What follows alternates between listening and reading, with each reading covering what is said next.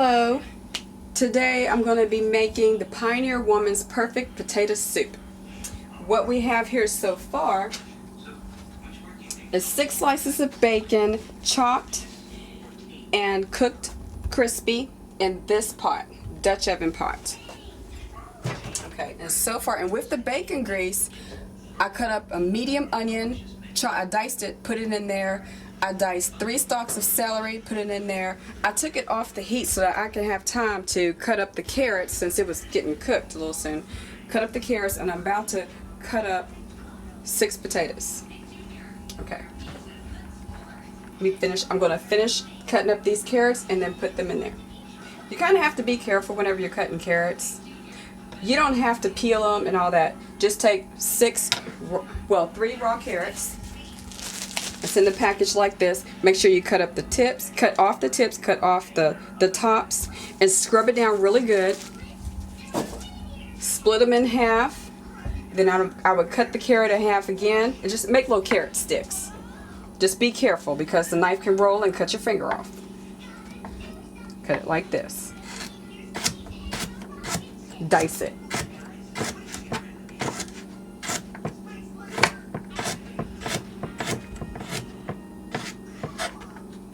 Okay. Alright, and I'm going to finish dicing up these carrots right here. Again,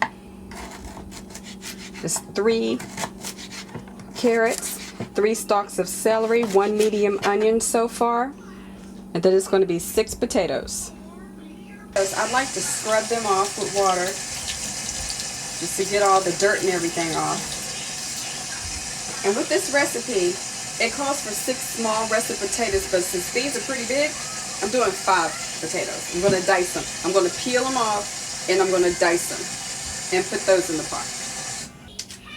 Right now, I'm peeling my 5 large russet potatoes. The recipe calls for 6 small russet potatoes, but I'm doing 5 large russet potatoes, about this big.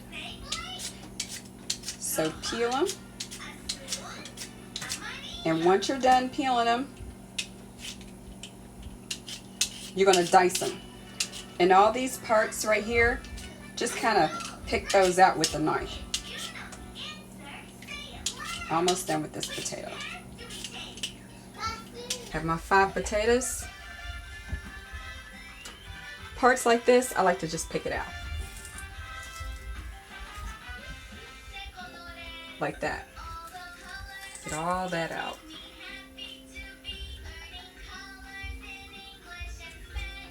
Be careful not to cut yourself. That's not so bad. Okay, now.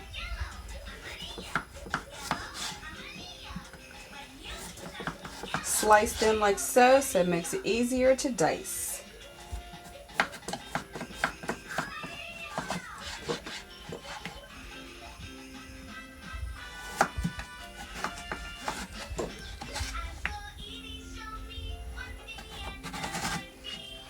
Okay. Let me dice some of these that I have. You don't want them too small, you don't want them too big. Nice chunks about like that. About like this. Which is the same way that I dice my carrots. And also the celery and onions. And once I'm done dicing up these potatoes, I'm going to put the carrots in, I'm going to put the potatoes in, and let those cook for about 7 minutes. And then we're going to start adding our other ingredients, such as our chicken broth. Alright, so I put the potatoes in here, I put the carrots in here, and I let all this cook together for about 7 minutes. So first I cut up the onions, I put those in there, I cut up the celery, put those in there, let those cook together for about 5 minutes. Then while I was waiting for those to cook, I cut up my carrots and I cut up my potatoes. I had to take them off the eye for a little while, put it back on, and I put those in there together and let those cook for about 7 minutes. Now, what I'm going to do next is put in the broth. Now here, I have made some broth. I have some soup base, chicken flavored, low sodium base, and what you're supposed to do is put in a teaspoon per 6 ounce cups of water. So I measured, I put in a teaspoon, and since these 2 cups equals 8 ounces a cup, so it's like 16 ounces, so 6 times 3 would be 18. I'm putting a teaspoon and a half of soup base per 2 cups. You have a little less, a little more, but you want to have a nice chicken flavor, chicken broth flavor. So that's 1, 1.5. Okay. I'm going to stir it up, and I'm going to put it all in the pot.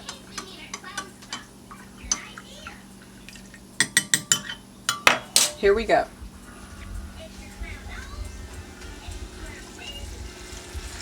Once this is all in the pot, I'm going to let this cook for 10 minutes.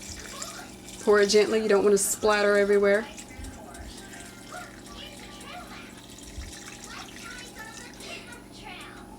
And while this is cooking, I'm going to make a flour and milk base. And I'm going to pour that in there and let that cook for 10 more minutes also. We stir this around.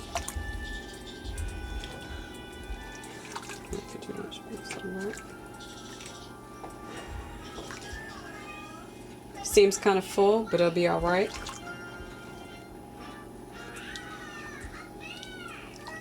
Okay. Now, with this over here, I'm going to put 3/4 of a cup of milk. I'm just using 2% milk. It doesn't matter if you have whole milk. That's fine. You can use that too. Let's measure that to 3/4 of a cup. It's just over. Recipe calls for a full cup, but I'm just putting 3/4 since I have so much broth. And I'm also going to put in 4 tablespoons of all-purpose flour. The recipe calls for 3 tablespoons. I'm putting in 4. Just since I have so much water or so much broth.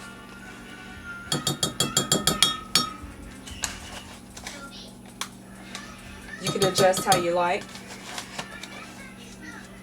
And this will, of course, thicken up the soup. Okay.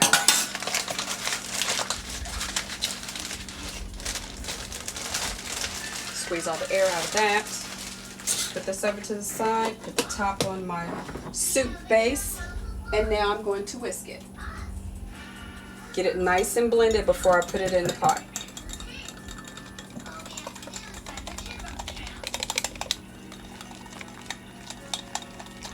Here we go. Just whisk just a little bit more.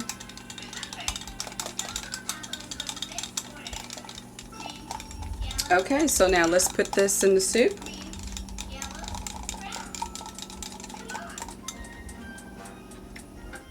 And just let this cook to thicken.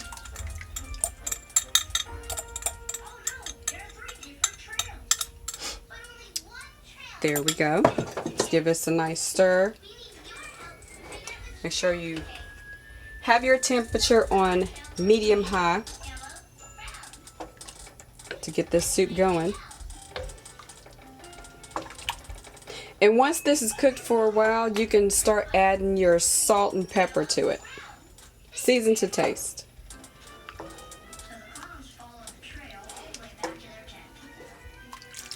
Okay, now this isn't the only thing that I'm cooking today with this. Sure, we're going to have a little bit of bacon on top, but I'm also going to make some Salisbury steaks. Just flour up some Salisbury steaks, fry it up. That way we'll have something a little crunchy on the side. Normally I would have some gravy with this. I'll make some gravy, but I'm not going to do that today just because we're having potato soup. So here we go. Let's get this out the way. I'm going to open up this package. and prepare my Salisbury steaks. And I'm making 4 steaks today.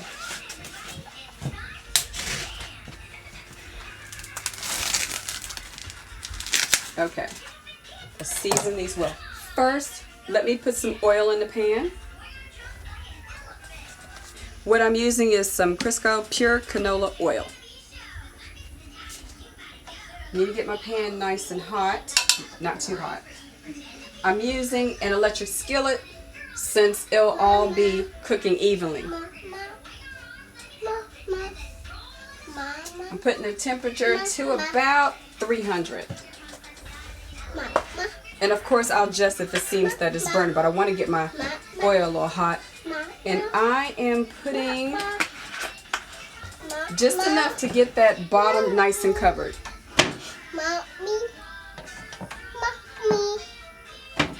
That way whenever I'm putting my steaks in, it'll fry better than just putting a few tablespoons of oil in. Just get it nice and covered. Not an inch thick, not even a quarter of an inch, just to get the bottom nice and covered.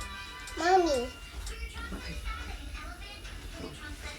And what I'm using is flour. I'm using the quick method, the Kentucky Colonel seasoned flour. This is great for chicken, pork chops, Salisbury steak, for making gravy, everything.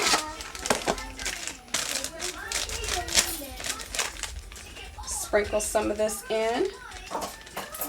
I also let my Salisbury steak. I'm also letting my Salisbury steak sit out to room temperature. I don't like to cook the steak when it's like super cold. It seems to toughen up. Okay, here's my Salisbury steaks. I'm going to season these up a little bit before I put in the seasoned flour. You would think it may be overkill, but it's not. You want to get some flavor into these Salisbury steaks, especially since you're not going to have a gravy. My oil is hot, so I've seasoned one side. I'm going to flip it over and season the other side. And what I'm using as seasoning, let me rinse my hands while I do this. Just picked it up.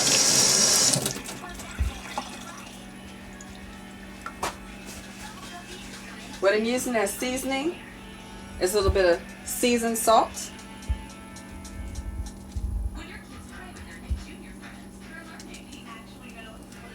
And next is going to be a little bit of pepper.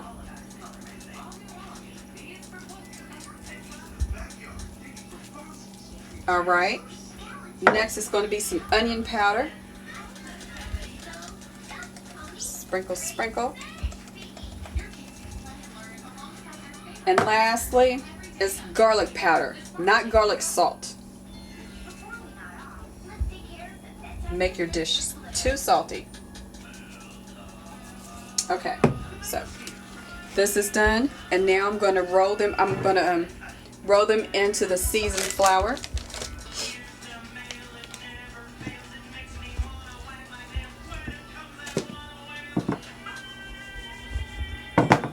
All right, turn them over. Make sure they're nice and floury. May have to put a little bit more flour in there.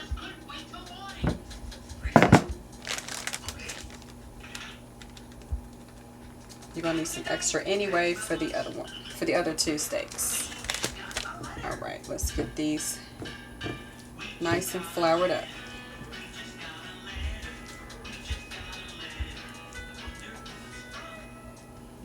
All right, pat it in there. Let's turn this over. Make sure they're all nice and floury. Of course, not too much.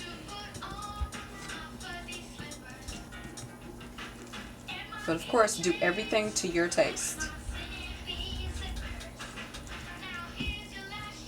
To give you a nice little crust on your steaks.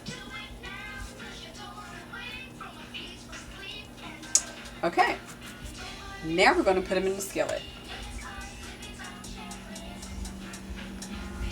Take a little bit of flour and you can kind of flick it into the pan. You can see if it's hot, because it starts cooking. You'll see it cooking. Make sure the oil is all over it. And now I'm going to place my Salisbury steaks inside. There you go. Start cooking instantly. Just set to 300, close to about 310. Let that cook for about 4 minutes on one side, flip it over, 3 to 4 minutes on the other side. This is beef, so cook it to your liking. Okay, this one's about done. These two need a little bit longer to cook. And I had to adjust the temperature to about 350. That way you want the oil to be hot while you're cooking so you can fry well and you get the sides crispy. See, this is about done. Well, this one is done. These are almost done. So I'm taking these out and putting them on a paper towel, on a plate so they can drain. You don't want all that oil on them.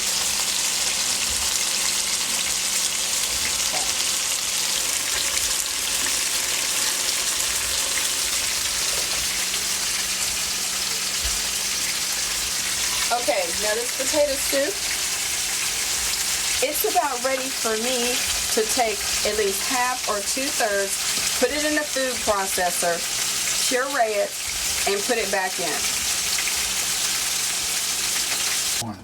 Okay, so I'm about to puree this. Again, you puree a half to 2/3 of your soup.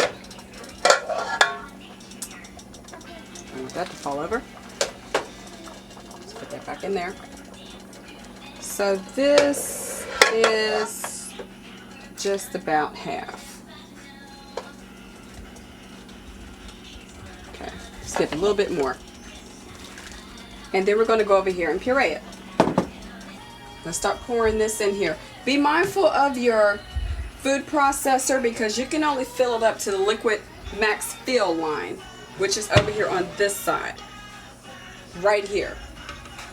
This is liquid and potatoes, so let's pour this in there. More potatoes in there. And you're going to puree this. That's about enough. So puree all of this and pour it back into your pot of potato soup. Okay. Let it nice and puree.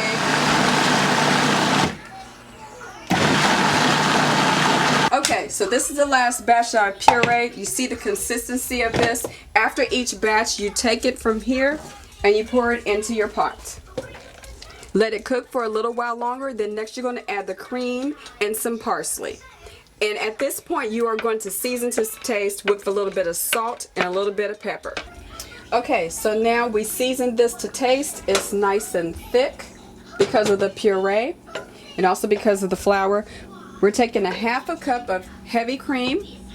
We're going to put that in and stir, along with a half a tablespoon of parsley. Just kind of measure it with your hand. There you go. And just sprinkle and cook that in, because we're at the tail end of this. We're going to stir this up, let this cook for like 1 minute, and then we're going to serve. And there you have it. You have perfect potato soup with Salisbury steak, and what I added on here was mild cheddar cheese, sour cream, green onions, and some crispy bacon. Please join me next time for my next meal. Thank you.